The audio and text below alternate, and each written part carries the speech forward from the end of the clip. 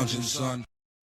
Anyways, welcome back to the Comic Lounge. My name is Ryan. Back with me again, my boy Mario, and today we are going to talk Daredevil by Mark Waid, Vol.1.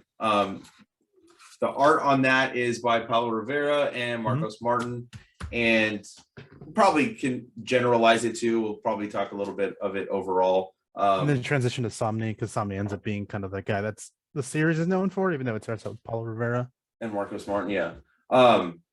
So this takes place right after Shadowland.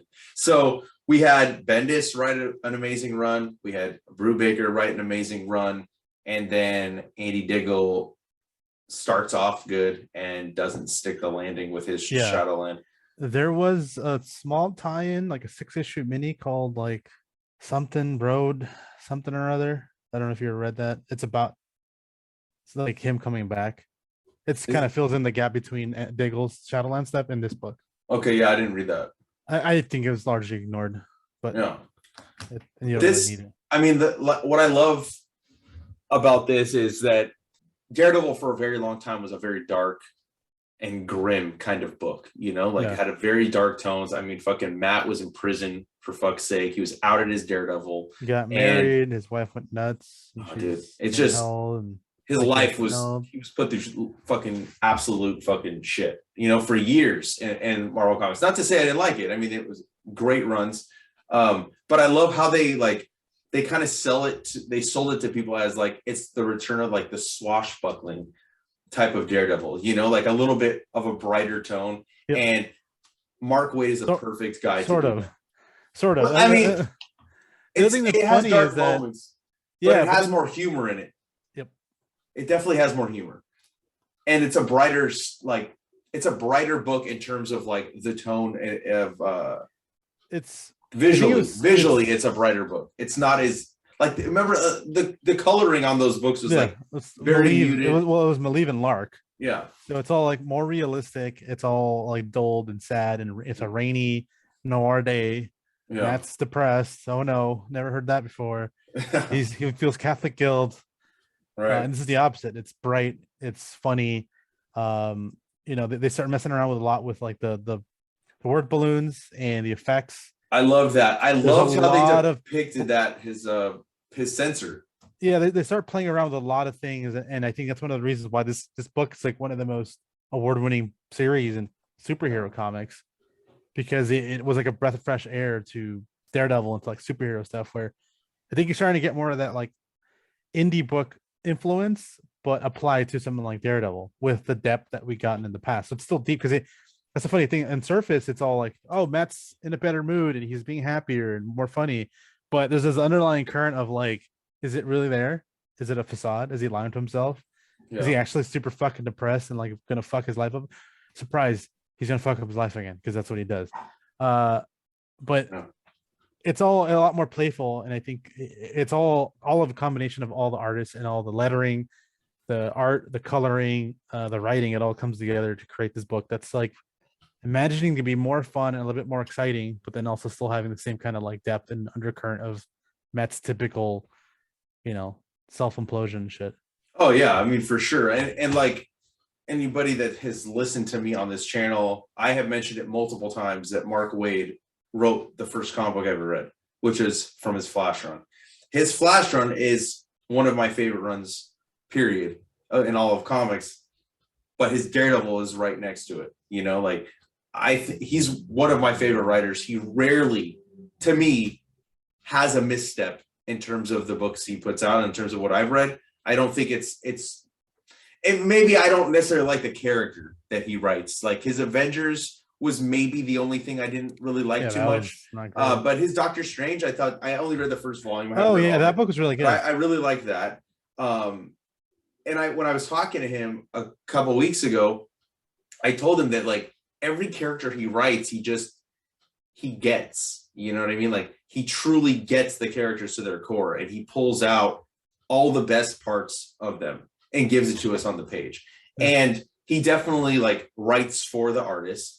And you can tell because like every artist that he's teamed with, whether it's Mike Wieringo on Fantastic Four and Flash, right? Or Chris Somney with Daredevil, or Ron Garney back to Ron Garney with Cap, right? And then now, dude, with his World's Finest book, it's my favorite DC book next to Nightwing.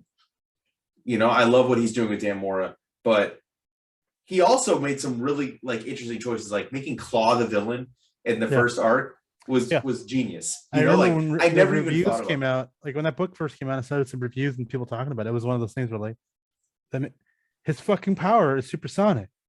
It's fucking Daredevil, obviously. And like, how come nobody thought about this? And that was like a really cool. If you had been reading comics a lot, it was like a really cool, smart thing to come up with. Mm-hmm.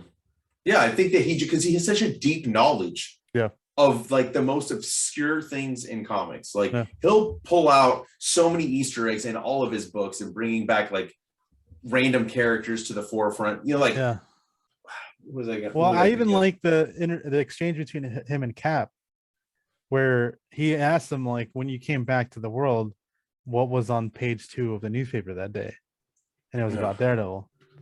Yeah, and that kind of stuff. It's just kind of I think Mark Waid. One of the things about Mark Waid is, as far as I know, I think I heard that he owns every single Marvel issue ever printed. Period. I don't know if you heard that before. He owns every single Marvel. To the point where I remember this is a few years ago because he would be on podcasts. He talked about how he hired basically an intern for a summer to organize and index his entire comic collection. That would have been a nice job to have. So I think he has like a garage where it's in all boxes and it's all like in his a binder where he accesses all the books. I also know I think he's a huge Superman fan, like huge Superman fan. He told me he's doing a Black Label Superman book with Brian Hitch. But I think he loves the history of characters, and I think he also likes the original idea what it was supposed to be. So I think I also really like the way he writes Cap, because it's written from this perspective of like what the ideal Cap's supposed to be. Mm-hmm. And you get like Brubaker or something like that. It's just kind of more espionage, and it's more like a realistic thing. With Waid, it's like this classic 40s, 50s idea of what Cap's supposed to be, and I think he's really good with the characters like that in general. Oh, I totally agree. He gets the ideal of what that character is supposed to be as down to the core. Yep. And the rest of the details kind of fall by the wayside. It's more about him. It's more of a DC approach, where like Brubaker tries to humanize and ground them, and Waid usually tries to do like a DC where they're like gods that are ideals as opposed to humans with powers.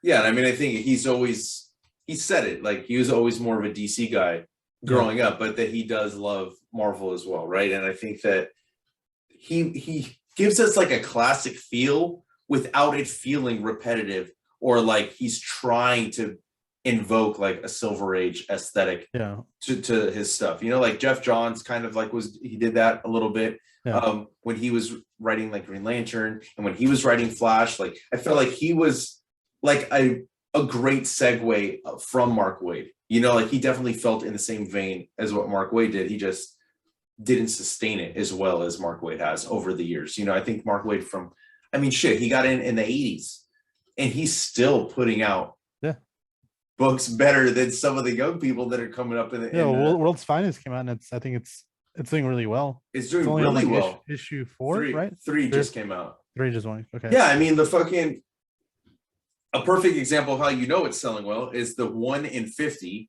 is not even going for that much online, which means there's a lot of them out there, which means the numbers are pretty high. Yeah. Well, high for nowadays, you know, obviously not like 90s high, but I think he's just, dude, I don't remember as much of the Daredevil with Mark Waid. Like I remember the first arc, but it's mostly like you said, like it's when he pairs with Somni. I think that's when it really becomes what I loved about the run. Yeah. Well, because it's unfortunately past the 6 issues that we were talking about, but it's when you get to that issue, which if I remember, I think won the Eisner as the best superhero issue of the year. Best single issue was when he does the Christmas thing, the holiday thing with the kids, right? Where he gets knocked out and the kids have to save him. It's that kind of stuff where it's about the idealistic nature of what Matt is, and him just trying to be a good dude and help out these kids, and he's willing to they all know who he is. They've all seen him without his mask. They all know it's Daredevil. Yeah, I mean. Because like in the beginning, he's still fighting against it, like that he's not Daredevil. Yeah. But by the end of the run, he like wears the suit. It's like the red suit. Yeah. The red suit. Yeah. He cuts his hair. I do like, and then you get later on, you also get into the whole flirting back and forth with Kirsten McDuffie and the whole "I'm not Daredevil" sweater. Yeah. Oh, I love her character too, and he writes such a good Foggy. Yeah. Foggy can either be written well or just horribly, like where he's kind of a joke, but he writes him like on equal footing with Matt. Yeah. You know what I mean? They just have different strengths. Yeah. It's a lot of like, I'll handle this, you do that. Mm-hmm. But I'll take care of this other side. And that works out really well. I think there's a lot of playful stuff. Like there's that one where he goes on a date with Kirsten and then he hires Spider-Man to pretend to be like Hydra, but then it ends up being Hydra because he's got the Fantastic Four logo thing. Right. But there's a lot of like him and like the romance part. They're starting at the date and he's still pretending he's Daredevil, but she kind of knows he's not, he is. And it's just playful and fun and endearing. And, there's like, even the stuff with Spider-Man, he's like trying to hook up a Black Cat. Mm. And then but then Daredevil ends up being him. He's kind of just using, and it's just, I don't know. There's a lot going on. And then I had completely forgotten about that crossover with Punisher. Oh yeah, dude. I totally forgot about that too. Yeah.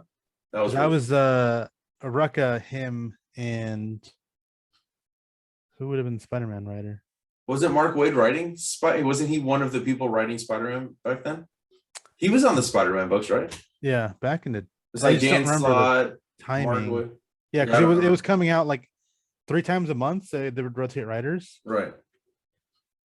But it's just fun. There's a lot of variety in what's going on, and it's all this part of this long story. And it just fluctuates between being really serious, something serious happens, your dad's body got dug up and you got to figure out what's going on, and then you transition to he's on a date pretending he's not Daredevil. Yeah. And he gets to talk more about perspective of his senses and all that stuff too. And then Spider-Man's a fucking goofy idiot, and it's fun. And you get to see their interaction, you get to see the relationship between Matt and Peter, which I've always appreciated that relationship. Same. That's what I was hoping we would see in the cinematic universe, especially when like Charlie Cox cameos in there. I'm like, I just at least one episode of Daredevil, because they said they're bringing it back. Yeah. Or once, like I'd love to see a scene with like the banter between them, because they are, to me, that's like one of the, I maybe not necessarily call it a relationship, but the friendship between them, even though it's not a thing you see all the time, whenever you do see it. But when it happens, it's great. Yeah. I really, really, every time I've seen it, it's been great. Mm-hmm. He popped up every once in a while in Bendis' Daredevil run too, and I was always special. But yeah, it flip-flops between that to the very serious stuff, and I just think it's always really good. It's always building, and it's all kind of one storyline. It's all progressing forward. It's like this it leads to him finding out about how all these factions are after the Fantastic Four emblem that's actually like a USB drive essentially, and that carries on for a while. Mm-hmm. And then there's a whole bullseye thing that happens later on too, and then it all leads to Foggy having to fake his own death and a bunch of other shit happening, but he's still dealing with the aftermath of the stuff that came before. Yeah, but that's what's good about Mark Waid. And that's what I love, is that there's arcs within a bigger story. Like he doesn't just write for the trade.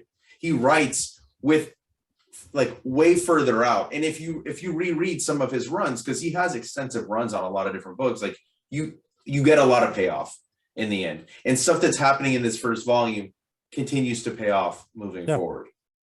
On top of the fact that the perfect blend of like action, heart, and humor is all within this first volume, and it's a very strong first volume. I like the Paolo Rivera stuff, but I really like the Marcos Martin, the art in that story, and like the fighting in that, and like if you even look like between Marcos and Paolo, like their depiction of his sensory fucking stuff is different. Like they don't even do it the same way. Yeah, but I like the way that like they start doing it. Yeah, with all the lines just showing how it looks great. Yeah, it is. It's. I mean, in this book, I imagine if you're watching this, you've heard of this book. This book won a shit ton of Eisners. Yeah, but I also think like we were talking about how like people don't talk about Outcast. I don't always hear people talk about Waid's Daredevil when they recommend. It's not necessarily the first one. When I recommend, I'm like, well, what type of a Daredevil story do you want? That's what I'll ask if somebody's like, oh, I want to read Daredevil. Like, well, do you want like a darker tone, or do you want a little bit kind of more of a lighthearted, like with humor? And that's when I'll decide what I'm going to recommend. Yeah, I think at the time when it was coming out, I think it was podcasts would talk about this. It was just a book that everybody talked about at the time. Yeah, when it was originally coming out, but that's like 10 years ago, which is, we're getting fucking old. Yeah, we were getting. That was like that's 10 years ago. Yeah, that's crazy. I think this started in 2012. The first issue came out. That sounds about right. That. So, but yeah, it's been so removed that I don't think people talk about it as much. That's crazy. It's 10 years old. It is. It's to me, it's one of Waid's best runs. It's one of the best superhero runs ever. Period. It's great. It's something. I mean, it won a bunch of Eisners for a reason. It's something special. Maybe not in every single issue, but I think there are portions that they're just amazing, and it's not just that the story is amazing. It's Somni fucking around with the art and the word bubbles, and like there's like a scene where he like someone's yelling in an elevator and doors are closing, and so the yells like right in between vertically on the elevator doors closing, shit like that, where he's just playing around with the effects. So it's just everybody's working together to make something special.